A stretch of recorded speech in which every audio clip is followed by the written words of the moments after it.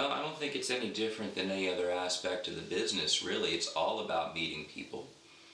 And so certainly one of the first things that I did, or really the first thing I did when I got to town, is just get out every night of the week, and I always had a guitar with me in case there was an opportunity to get up and play, and always having cards with me. And this was long enough ago that everybody had, I think for a lot of people, just the exchange of the contact information on the phone has replaced the business card. But I will say that having that physical business card is still a good thing. I mean, sometimes you get a new phone, there's a problem with your contacts transferring. How many times do you see people put these mass messages out there? Lost all my contacts, please message me. And if you like what somebody does in a performance, just go up and introduce yourself and say, hey, I really love what you do. I'm a guitarist. If you need backup, here's my card. Give me a call. And just being there and meeting people. And now one thing that maybe was a little bit challenging for me in the beginning is, I like hanging out with people. I'm good, I'm social, but I'm certainly not Mr. Social Butterfly. There are people who walk into a room and after 15 minutes they know everybody's name. And maybe that's something, the two people I'm looking at right now are two of those people. Okay, now that's something that doesn't come naturally to me, but I certainly learned, and I got some real good advice from some very in-demand musicians who pointed out to me that you can be as great as you want to be, no matter how good you are as a player. If you're not a good hang, then you're not going to get hired again. And so that doesn't mean that you hang out with the artist and, hey, what are we gonna go do now, It's not about that so much, but it's about being reliable. It's about being easy to work with. It's about being able to handle whatever people throw at you. And you do want to make that first impression. And if you're too intense about things, then some people get turned off by that. And if you're, there's always striking that balance between being aggressive enough to make sure you get yourself out there, especially if you're the kind of person like I am, that maybe you walk into a room and you tend to hang back and observe a little bit first before you throw yourself into it. But you have to know how to approach somebody in just a very chill, very relaxed way. And so coming up to somebody after they've come off stage and giving them a little space, you don't rush the stage as they're walking off, but just approaching somebody and saying, hey, introducing yourself, I really like what you do. And that statement itself is, number one, disarming because you are approaching somebody in a friendly way, you're giving them a compliment, and hopefully you mean it. I mean, when you need work, you need work.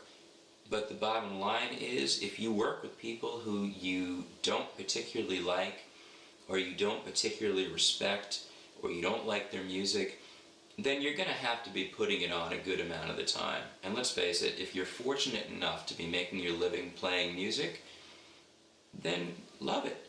And if you don't love it, then either do something else, or find the people that are close enough to where your greater love is, that you can be your best when you're there. Now, again, the best and most in-demand musicians that I know are chameleons, both musically and that stylistically they can go from one situation to another. And in terms of their dynamic on stage, they're able to respond to and react to and fit in with everything else that's going on there. There may be an aspect of putting it on some of the time, but you know what? It's no different than any other kind of performance. You know the phrase, the show must go on. And if you're not real happy to be there, the last thing you or the audience, or most of all the artists who, let's face it, is your employer, needs is for you to look like you don't want to be there. And if you really can't handle that, then maybe you learn, I'm just going to work with these kinds of artists. You don't have to be all things to all people. And it's an easy mistake to make, to think, well, I need all the work I can get, and if you're new in town, you probably do. But at the same time, if you can get to be known, this person is the best acoustic accompanist in town. This is the person that you need. And that was a niche that I fell into fairly quickly because I had a lot of experience backing up singers and I could sing harmony. So a lot of the calls that I got were for that, and the more of that work I did, the more of those calls I got. Now the fact that I could play electric guitar, that I could step into the lead role, that's fine. But because I started to get a reputation as a good accompanist, well, there's a whole lot of need for that. It's actually the more essential role, because someone can get by without a lead player, but they can't get by without someone to provide the basis. So there was nothing wrong with focusing in that area, and I had my own band to be the star, to be the rock and roll guy. That's okay. You find another outlet for that. And the beauty of it is, in a town like Nashville, is if you can't find people to play with, then you must be just sitting on your couch all day. It's not that hard. Everywhere you go, you walk into Kroger, half the people in that grocery store are musicians. I can guarantee it. I live in East Nashville. You can tell just from looking around you. Now, on the other side of things, if you are primarily a lead player, and I do hope that if you consider yourself primarily a lead player, that you've still got good rhythm chops and you've still got good time. Because, truthfully, like I said a moment ago, the more essential role is to be a good rhythm player. You can be the greatest lead guitar player on the planet, but if you can't fit into the group, then you're not much use to anybody. This is something else that's kind of a peeve of mine. I see players get up there, and the band is setting up, and the guitar player is getting their sound and warming up, and they're and all this great stuff is coming out, and you think, all right, this cat can play, this is going to be cool. And then the song starts, and it's like, what just happened? Because suddenly, somebody is up there, they're playing, you know, they may look the part, they might be making the right faces in all the right places, but somehow they're not contributing anything. And you know, more people on stage doesn't always translate to better sounds, and especially in music that is song-oriented.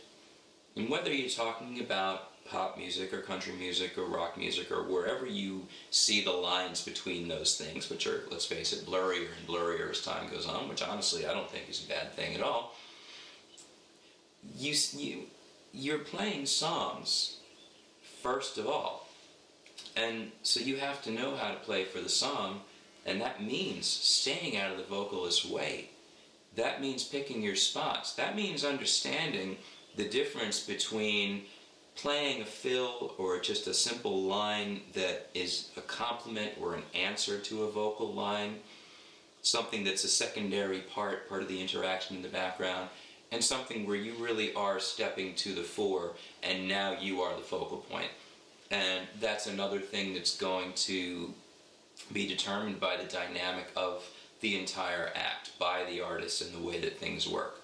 There are artists that I've worked with who want to be, you might as well be an Aerosmith, you know, they're Steven Tyler, they're getting up there, they're pushing you, they're interacting, bouncing off of you, they want you to be digging in, being that rock star. And then there are those who don't. But the role does change, being the lead guitar player. And it is very common for bands to have sort of a standard, particularly in country, a standard basic lineup where you will have an acoustic rhythm player who may or may not be the artist. You will have a lead player whose job is primarily to be the lead player. If there's two electric guitar players, then sometimes it's straight lead and rhythm, and sometimes it's more split between the two. But no matter what's going on there, and really I would hope that any good musician knows this, but like I said, I see a lot of people coming to town who are hotshot players, and that might work for you in your hometown, but when you get here, and not only is the level of playing skill so high, but the level of musicianship is so high, because everyone's job really is to serve the song, then you have to recognize that if you play too much, you are drawing attention to yourself that you're not supposed to be. You're not making yourself look good, you're not making the artist look good, and you're not making the song sound good. So knowing how to be part of the background and then seamlessly come out a little bit more into the foreground and then slip back in, and then when the moment comes for you to really step out, then you step out and you do it authoritatively. You don't do it, well, I'm here, I'm doing my thing because it's not really about me. If the spotlight's going to you, in that moment, it's about you. But as soon as that spotlight goes off you, you just melt back into the background. And I had a teacher in high school give me some really great advice, and he was talking about rhythm playing, but it applies to any playing, I think. He said, if you're doing your job as part of the ensemble, then you should be barely noticeable, but if you stop playing, there should be a hole you could drive a truck through. And I thought that was great advice, and I mean, I was told that 30 years ago, and I say that in my teaching every day.